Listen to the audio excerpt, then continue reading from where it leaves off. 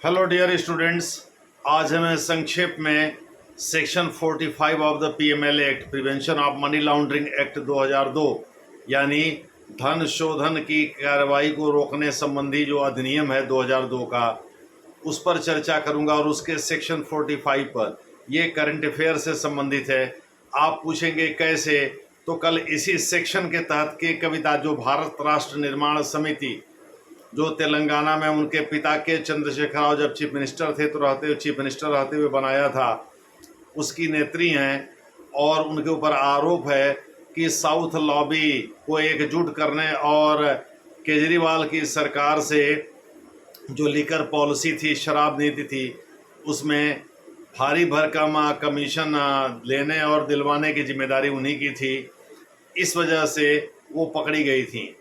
खैर, कल supreme court ने सीबीआई और ईडी दोनों मामलों में उनको जमानत दी, ये कहते हुए कि भाई आप लोग कोई अकाट्य प्रमाण पत्र नहीं प्रस्तुत कर पाए हैं, अकाट्य प्रमाण प्रस्तुत नहीं कर पाए हैं कि ये जो है दोषी हैं और इसलिए इनको बरी किया जाता है।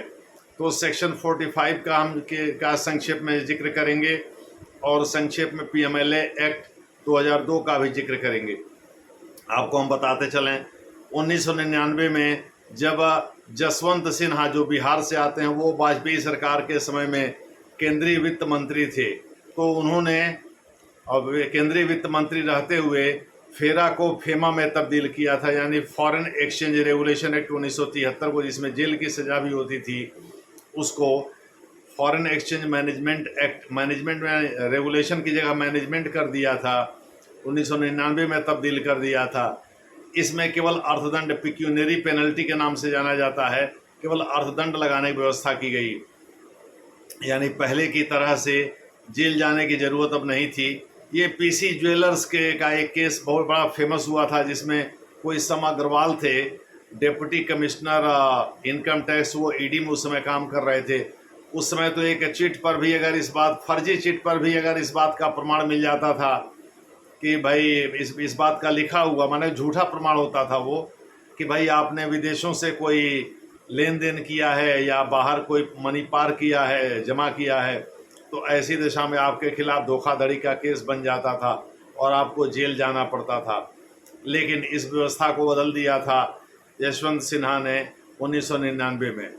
उसके बाद उसी समय प्रस्तावित किया गया था पीएमएलए को, यानी धन शोधन, यानी गलत तरीके से कमाए गए पैसे को या ब्लैक मनी को वाइट करना ही धन शोधन कहलाता है। जैसे मनी लॉन्डर्ड, जैसे इसको ऐसे समझिए कि बहुत दिनों का मैला कुचैला कोई कुर्ता या कोई पैंट शर्ट हो और उसको आप लॉन्ड्री में दे दें और वो एकदम धुल करके ऐसा चमचमवा दे कि आपको लगे कि अरे भाई, तो लगता है एकदम नया नया सिलाया गया है। तो इस प्रकार से यही भ्रम पैदा करने के लिए ब्लैक को वाइट कैसे किया जाए, इसीलिए इसको लॉन्ड्री नाम दिया गया, यानी money laundering prevention act, PMLA, money prevention of money laundering act, prevention of money laundering act 2002। इसमें और भी एक्ट को शामिल किया गया है, जिसके तहत अब आप ये कहेंगे भाई, जब आप फेरा को फेमा में तब्दील कर दिया और उसके तहत जेल की सज़ा नहीं हो सकती, तो ईडी तो अक्सर जेल में ही रखती है, तो फिर वो कैसे करती है? तो पीएमएलए के तहत ही करती है। पीएमएलए की धारा 45 इस मामले में थोड़ी खतरनाक भी है। इसके साथ साथ जो है पीएमएलए में, चाहे वो ड्रग्स और साइकोट्रॉपिक सब्सटेंसेज एक्ट 1984 हो, जिसके तहत मादक पदार्थों की तस्करी करने आदि के आरोप में लोगों को जेल में रखा जाता है, या किसी को देने, किसी को सुहाने, किसी को खिलाने पिलाने, जैसे एलविस यादव सांपों के जहर के मामले में गए हैं अंदर, ठीक है। उसी प्रकार से इसमें और भी कानून है बहुत सारे तरह के, जिसमें इनकम टैक्स के भी कुछ धाराएं ऐसी हैं, जैसे आप गलत तरीके से पैसा कमाते हैं और उसको वाइट करते हैं, तो उसमें भी एनफोर्समेंट डायरेक्टरेट इन्वॉल्व होता है। यही नहीं, टेक्नोलॉजी एक्ट में भी इन्वॉल्व होता है। टेक्नोलॉजी एक्ट 2000 जिसे संशोधित किया गया था 2008 में, और उसमें फिर अभी जा कर के 2021 में भी संशोधन किया गया, 2022 में। तो इस प्रकार से ये सारे के सारे एक्ट इसमें शामिल किए गए हैं, जिसके तहत ईडी को जेल में भी रखने की इजाज़त मिल जाती है यानी केवल अर्थदंड लगाने की नहीं, जेल में रखने की भी इजाज़त मिल जाती है। हालांकि कोर्ट को ये विवेकाधिकार दिया गया है सेक्शन 45 के तहत कि अगर वो ट्विन कंडीशन सेटिस्फाई हो तो वो किसी को भी बेल दे सकती है। जैसे कोई पहला कंडीशन ये है कि जैसे कोई आदमी जिसके खिलाफ धन शोधन का केस चल रहा है, अगर कोर्ट को यह लगता है कि यह आदमी निर्दोष है या इस आदमी के खिलाफ जो है अफवाह के आधार पर कोई एविडेंस नहीं है पुख्ता और अफवाह के आधार पर इसको गिरफ्तार किया गया है, तो इसे बेल दिया जा सकता है। और अगर मान लीजिए कुछ थोड़ा बहुत प्रमाण हो भी उस आदमी के खिलाफ, तो अगर कोर्ट को लगता है भाई अगर इसको छोड़ भी दिया गया तो ये जांच को प्रभावित नहीं करेगा, यानी प्रमाण के साथ जो है खिलवाड़ नहीं करेगा, एविडेंसेस के साथ कोई उसका डिस्टॉर्शन नहीं करेगा, तो ऐसी दशा में उसे भी बेल दिया जा सकता है। ये ट्विन कंडीशंस हैं सेक्शन 45 के तहत। इसी का प्रयोग करते हुए कल सुप्रीम कोर्ट ने के कविता को बेल यानी जमानत दी थी। और वैसे भी मनीष सिसोदिया को जमानत देते समय जिनको पुनः इसी सेक्शन के तहत दिया गया था, कोर्ट ने कहा था कि भाई जेल वो रूल है और बेल रूल है और जेल एक्सेप्शन है, यानी यदा कदा मामलों में ही जेल में रखा जाता है, जबकि नॉर्मली बेल लोगों को जमानत मिल ही जाती है ताकि वो खुली हवा में सांस ले सकें।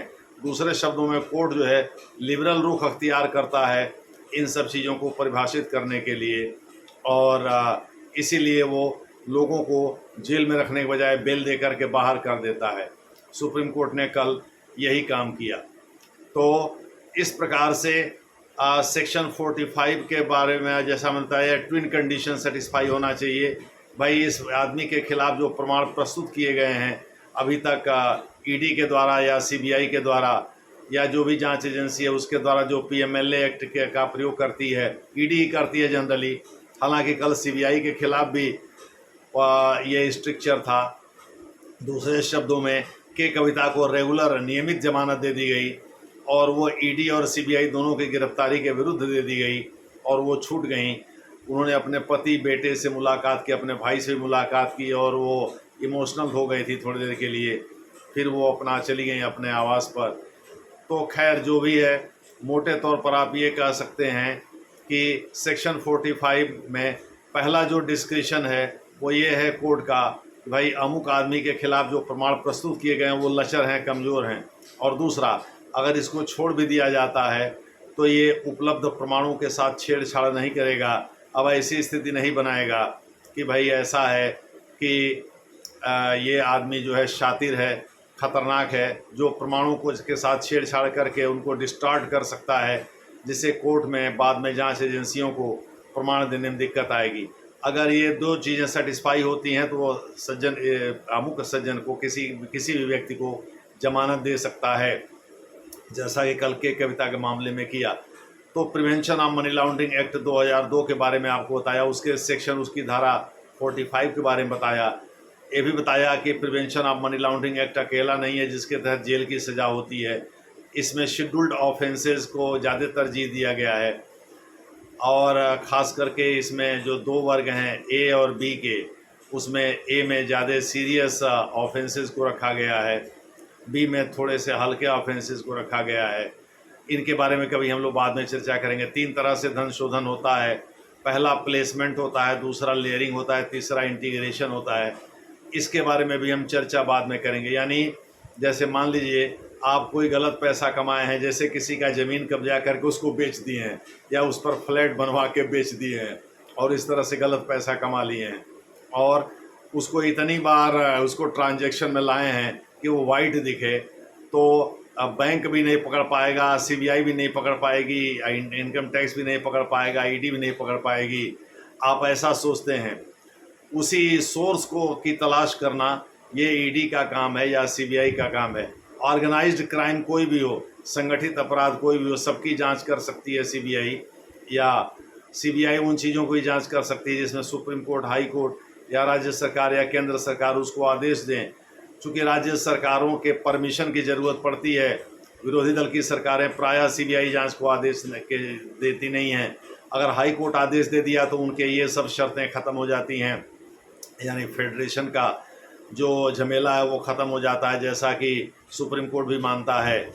और इसीलिए कलकत्ता में जैसे आरजी कार मेडिकल कॉलेज में जो ट्रेनी डॉक्टर के साथ रेप एंड मर्डर हुआ था, उसकी जांच सीबीआई तभी कर रही है क्योंकि कलकत्ता हाई कोर्ट ने एक पिटीशन पर यह आदेश दिया था कि भाई ऐसा है, ये जांच सीबीआई के हवाले किया जाता है। यही नहीं, वहाँ के प्रिंसिपल संदीप घोष के खिलाफ वित्तीय अनियमितता की जांच भी सीबीआई कर रही है। ये भी कलकत्ता हाई कोर्ट के आदेश पर ही कर रही है। इस पर मैं पहले भी वीडियो बना चुका हूँ। धन्यवाद।